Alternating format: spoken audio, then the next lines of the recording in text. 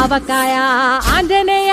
కథ మొదలెట్టినాడు చూడరయ్యా శక్తినంతా కూడగట్టి చెట్టు దులిపినాడు అంజయ్య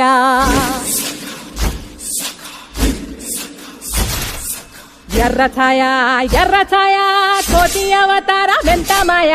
కత్తి చేత పట్టకుండా కాయ కోసినాడు కపిలయ్యా పెట్టినాది తల్లి తల్లి